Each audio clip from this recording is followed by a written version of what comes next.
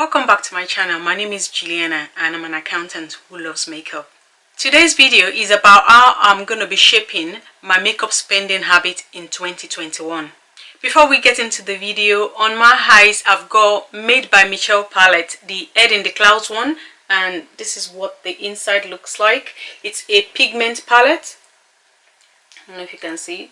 So that's what the palette looks like. On my lips I've got Mcgrath Elson 2. Okay, now let's get into the video. I think we can all agree that 2020 was a very difficult year. It was a tough year. It was a year that I bought a lot of palettes and I really don't want to be doing that in 2021. So I sat down and I came up with a plan on how best to make sure I minimize how much I'm spending on makeup, because even if I don't have anything to buy, I just want to save the money. I want to put the money against something. Despite the fact that it's disposable income, I still want to either save the money, or put the money somewhere or use it on something else. I am not somebody that loves to buy clothes or loves to buy shoes or anything. In fact, the only thing I do spend out of my disposable income is makeup and fragrances. But at the same time, I think I've had enough eyeshadow palettes to last me at least 4 years, and that's usually where my makeup money usually goes. It's usually on eyeshadows. So in 2021, I really want to tone down my spending. I want to tailor make my spending. I want my spending on makeup to be deliberate, so I know what I'm doing. Nothing spontaneous. I want it all planned. So I came up with a plan. The first thing I'm going to be doing is to declutter all my old, my unwanted, my unused makeup. There's no point hanging on to them or thinking I'm going to use them anytime soon. If I have not touched it in the last 6 months or in the last 1 year, they are going. And the majority of that is going to be my Revolution palette. For whatever reason, in 2018 and 2019, I bought a lot of Revolution palettes. It's easy to think that they are cheap, but the thing is, they do pile up. If you add it up, they make a difference. And I've got a box full, and I mean a box full. I mean, I can't carry it because it's so heavy, but the box is as big as this. I've got a box full of Revolution palettes that I have not touched in the last 1 year. So they are all going. I'm decluttering all of them. And I'll show you some of the palettes I've got. So I've got the Foil Frenzied series, and this is what they look like. So they are metallic. Now, these shadows, they do work. They work, but not very easy. Can you see? That's another one of their Frenzy palettes. So they are pretty, they are metallic, but most of the time you have to not be in a hurry to use them, which is not what I like. I mean, look at that. It does work, but I haven't touched it in a year. I used to fall victim into buying those palettes, especially when they dupe a high-end eyeshadow palette or a luxury eyeshadow palette I really did not want to spend my money on. Then I will go and buy the Revolution copy, and over time I just realized it was a total waste of money, because I buy it for the color, the way they put the colors together, or it being a dupe of a palette I didn't want to spend money on. They kind of accumulate and I never touch them. I never use them. I don't get a joy. I don't think I want to use an eyeshadow palette. Let me go and pick a Revolution one. It's no longer exciting. And in 2019 I stopped buying them, and for the whole of 2020 I bought one Revolution palette, and it was the one they did with Tammy. I bought it to support Tammy. Otherwise I would not have bought any Revolution palette. In fact, I've decided, apart from BH Cosmetics, apart from Beauty Bay, I am not buying a drugstore palette anymore. Not at all. I'm not wasting my money. It's either high-end or a luxury one, and it must be worth my money. That's my decision now. Alright, the second way that I'm going to shape my spending habit is going to be to sort out the rest of the makeup that I've got. So in terms of your foundation, your concealer, your primer, eyeshadows, once I've thrown away all the ones I'm not using or I don't want anymore, I am going to arrange everything I have. I'm going to sort it out. And what I've done is I bought an 8-unit cabinet, which I'll put a picture up, but this is what the cabinet looks like. So each of the trays looks like this. Can you see? So what I'm going to do, in each of the trays I'm going to put a makeup item. So for example, all of my foundation, if there are this many, I'll put it here. If they don't fill this up, then I'm going to mix it with my concealers. I'm also going to do the same for my blushes, for my powders, for every makeup item I've got.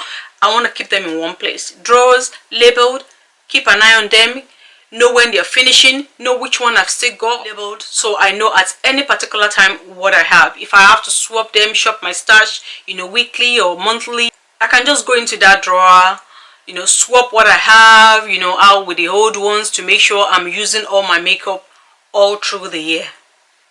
In sorting out my eyeshadows, what I've decided to do is to arrange them according to the color tone. So for example, my green kind of tone palettes, I'm going to put them all to one side. My blue tones, my neutral, my rainbow ones, or ones with pop of color, I'm going to put them all together in such a way that when any new eyeshadow palette comes out, I'm going to go to my collection, I'm going to look at what I've got and see if I've already got it, so that I don't duplicate it, because these brands know how to get you. They know how to draw you in. Either they put, you know, like 4 different pop of colors that will draw your eye and you think you really need an eyeshadow palette, but I'm not falling for it anymore. So unless it's Mcgrath, unless it's Natasha Denona, in fact Mcgrath, I'll probably buy it when she releases it, because she does give 10%, so I'll probably buy it when she releases. With Natasha, I'll wait for her sales.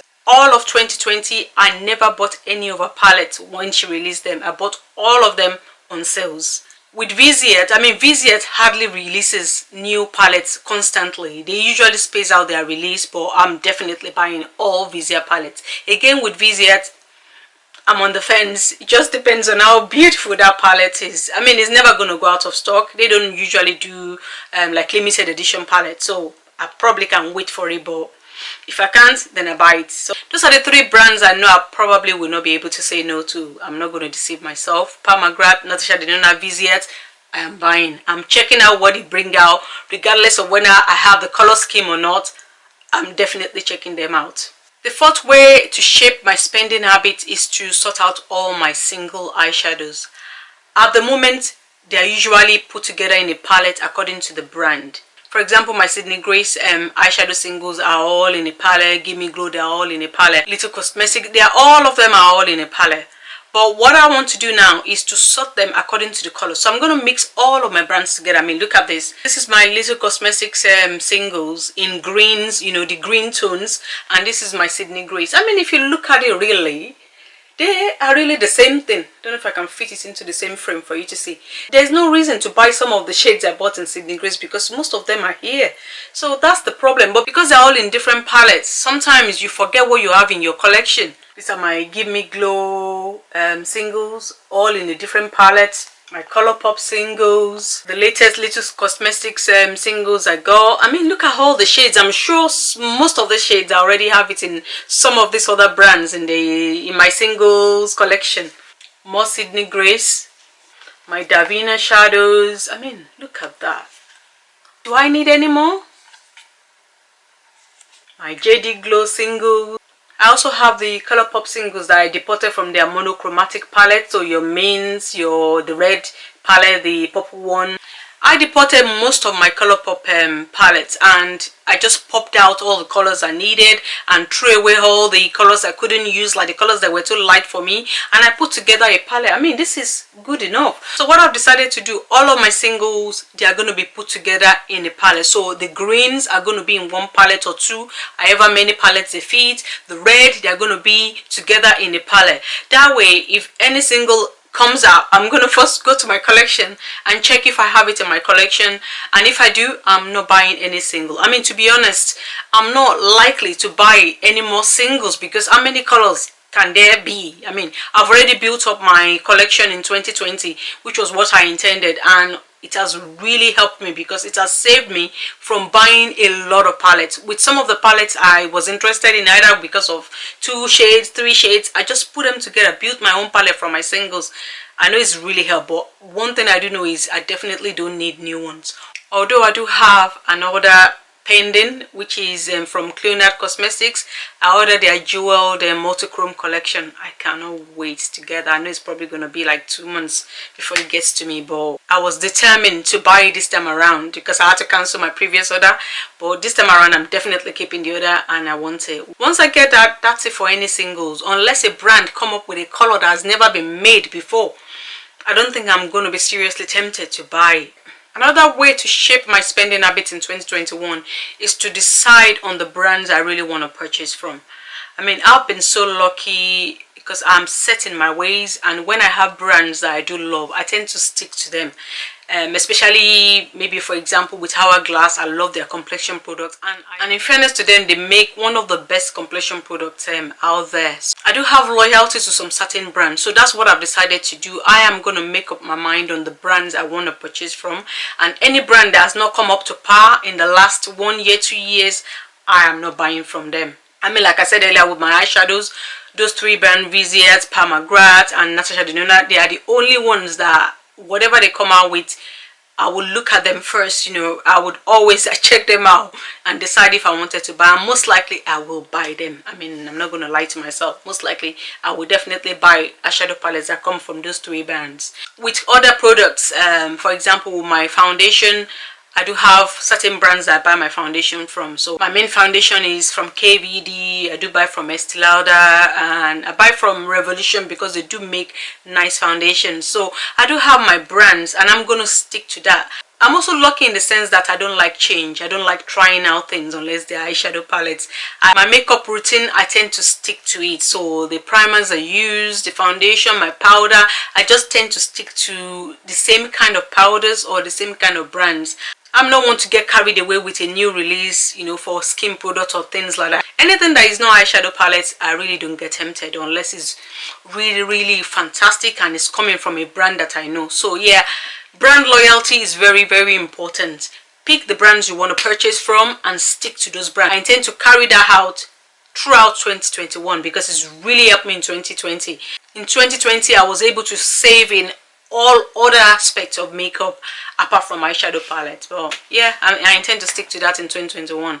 Carry on with brand loyalty, stick to the brands I know. Another way I'm shaping my makeup spending habit is about my eyeshadow palette. Eyeshadow palette being the main thing that really draws money from me when it comes to makeup. I've decided I'm going to rethink and reevaluate what I love about my eyeshadow palette. I just don't want to be buying eyeshadow just for the sake of it, just because I love it, just because I love applying it. That doesn't justify buying them. So one thing I've decided to do is to rethink my buying patterns when it comes to eyeshadow palettes. You know, what really draws me to the eyeshadow? You know, what do I like about it? Why do I want to buy it? You know, just ask myself the question.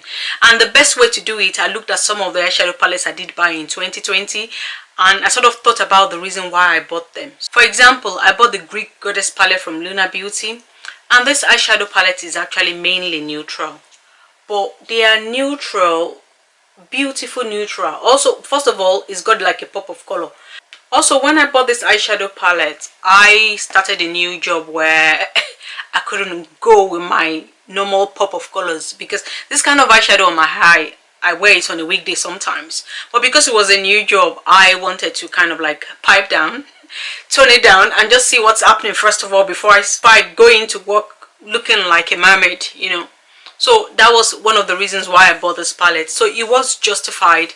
It was a neutral that wasn't boring, because I would never use a boring palette. You can forget that. I don't care what circumstances, I am not using a boring palette. And that was the reason why I bought that palette, which was justified. Now I also bought the Moon Spell palette from Luna Beauty again, and this is what the inside of Moon Spell palette looks like. I mean, tell me, in all of my collection, which of these colors do I not have? This bottom row are the shades that are in my Flare palette, and I'm sure purple is in some other palette. None of these colors are new. I only got it because I like Luna Beauty and their quality is actually very good. But does it justify me buying this palette? No. Let's look at the Urban Decay Cosmetics Stoned palette. I got this palette because I had not bought any palette from Urban Decay in 2020, and I got the stone palette. Also because I have the old one, the Moon Dust palette, so I wanted to see, you know, how they compared. But do I need to? All of these shimmers, I mean, I have in some form of degree or the other in my single eyeshadows from indie brands, so I didn't need to buy this palette, even though it was on 14% discount. I didn't need to buy the palette. This palette from Uma Beauty, why did I buy it? Because I'd never bought any palette from her before. Again, look at the shades. Nothing new there. Even though this pink really drew me because it's like neon pink, and I wanted to see what this yellow will be like on my skin tone, whether it will show up or not. There's no shade in here that I don't have in any other palette, so there wasn't really anything spectacular. There's no justification for me to have bought this particular palette. Alright, let's look at the Enchanted palette from Sigma.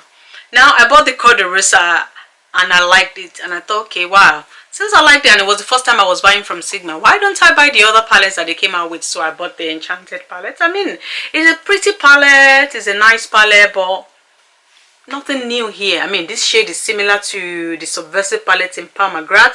Even that green as well is very similar to the green in Subversive palette, Gigabyte.